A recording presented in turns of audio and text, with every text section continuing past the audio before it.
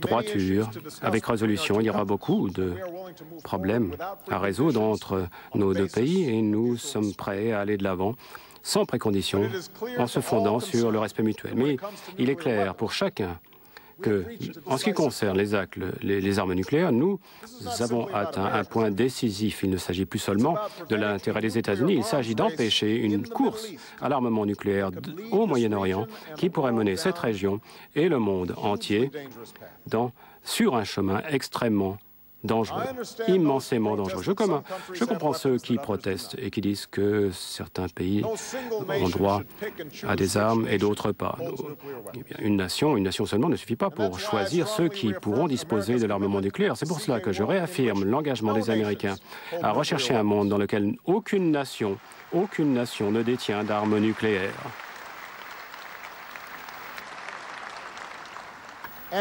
Et toute nation, Iran incluse, doit avoir le droit d'accéder à une énergie nucléaire pacifique si elle respecte les responsabilités telles qu'établies par le traité de non-prolifération nucléaire. Cet engagement est au cœur du traité. Il doit être respecté par tous ceux qui le respectent. Et je suis certain que tous les pays de cette région peuvent poursuivre cet objectif commun. Quatrième question que j'évoquerai. C'est la démocratie. Je sais que la promotion de la démocratie a fait l'objet d'une controverse dans les années récentes et cette controverse est liée en grande partie à la guerre en Irak. Alors je vais être clair là-dessus. Aucun système de gouvernement ne doit ou ne peut être imposé par une nation sur une autre.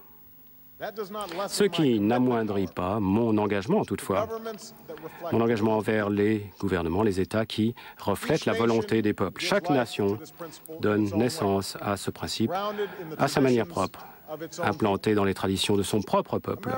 L'Amérique ne présume pas savoir ce qui est meilleur pour chacun, comme nous ne présumons pas choisir le résultat d'une élection pacifique. Mais j'ai une croyance sans concession envers la chose suivante. Tous les peuples recherchent certaines choses. La possibilité de dire ce qu'on a à dire librement, d'élire son gouvernement, la confiance dans la loi et dans l'administration égale de la justice, envers des gouvernements qui sont transparents et qui ne volent pas leur propre peuple. La liberté de vivre comme vous le choisissez. Tout cela, ce ne sont pas seulement des idées américaines, ce sont des droits de l'homme et c'est pour cela que nous les soutiendrons partout.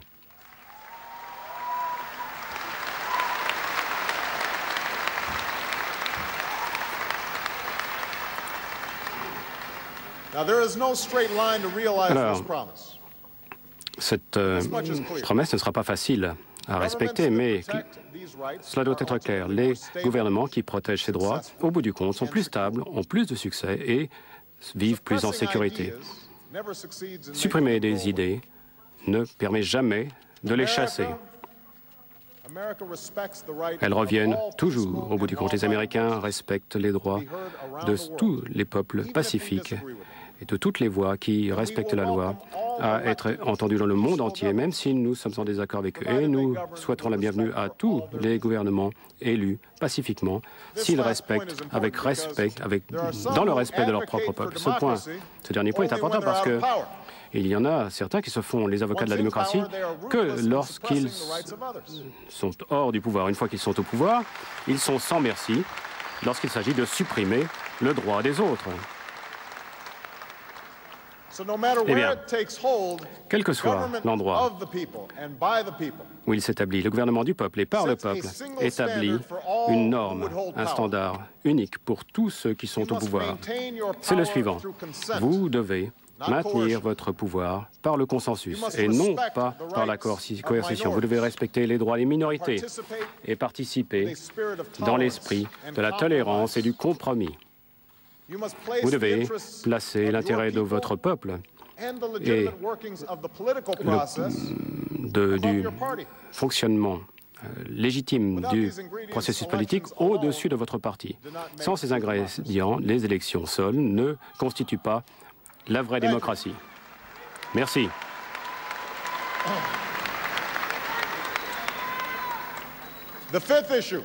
Cinquième question que nous devons évoquer ensemble, eh bien, c'est la liberté religieuse.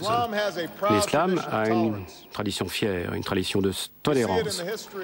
Dans l'histoire, nous constatons, dans l'histoire d'Andalousie, de Cordoue, durant l'Inquisition, eh bien, nous constatons cette histoire de tolérance. Moi, je l'ai constaté, enfant, en Indonésie où des chrétiens pouvaient respecter leur foi librement dans un pays en majorité musulman. Eh bien, c'est l'esprit dont nous avons besoin aujourd'hui. Les peuples de tout pays doivent être libres de choisir et de vivre leur foi selon la persuasion, selon leur croyance de leur cœur, de leur esprit et de leur âme. La tolérance est essentielle pour la religion, mais elle fait l'objet de critiques et d'attaques de bien des manières.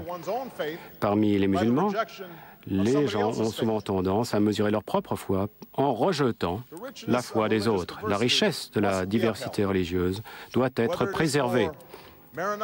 Qu'il s'agisse des Maronites au Liban, des Coptes en Égypte.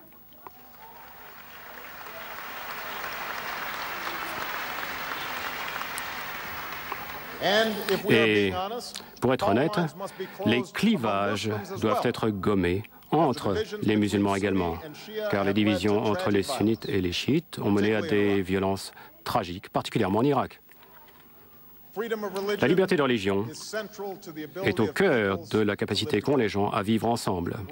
Nous devons toujours examiner les meilleures façons de la protéger. Par exemple, aux États-Unis, les dons, les règles sur les dons ont rendu aux musulmans la tâche plus difficile pour respecter leurs obligations religieuses. C'est pour cela que je veux faire en sorte que le zakat soit respecté aux États-Unis. De même, il est important pour les pays du monde occidental d'éviter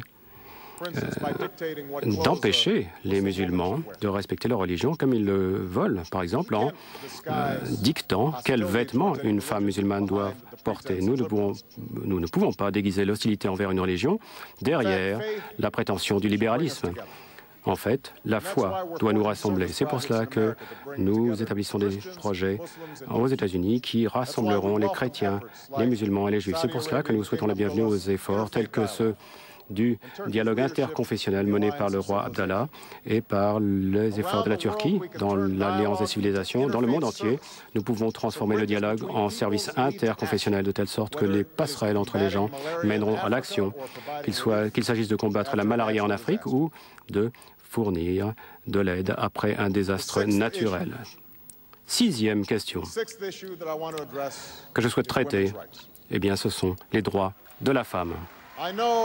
Je sais,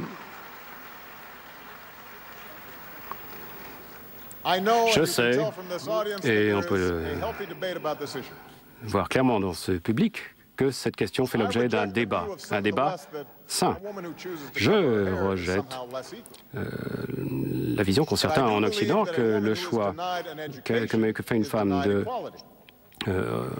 recouvrir ses cheveux mène à moins d'égalité. Mais je pense qu'une femme à laquelle on refuse son éducation n'est pas traitée également. Et ce n'est pas une coïncidence que dans les pays où les femmes sont bien éduquées, eh bien, ces pays sont plus prospères généralement. Soyons clairs là-dessus. Les questions de la femme, de l'égalité de la femme ne concernent pas uniquement l'islam. En Turquie, au Pakistan, au Bangladesh, en Indonésie, dans ces pays, nous avons constaté que des majorités musulmanes ont élu une femme pour être leur leader. Pendant ce temps, le combat pour l'égalité de la femme continue à bien des égards dans la vie américaine et dans des pays du monde entier. Je suis convaincu que nos filles peuvent contribuer autant à la société que nos fils.